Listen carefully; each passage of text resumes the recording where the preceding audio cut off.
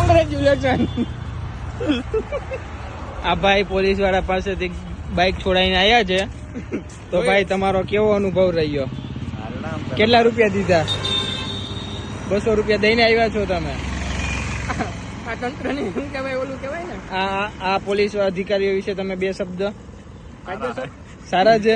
200 માં પતી ગયા. નકા કેટલા આપવાના થતા હતા? 2750 રૂપિયા થતા હતા. હા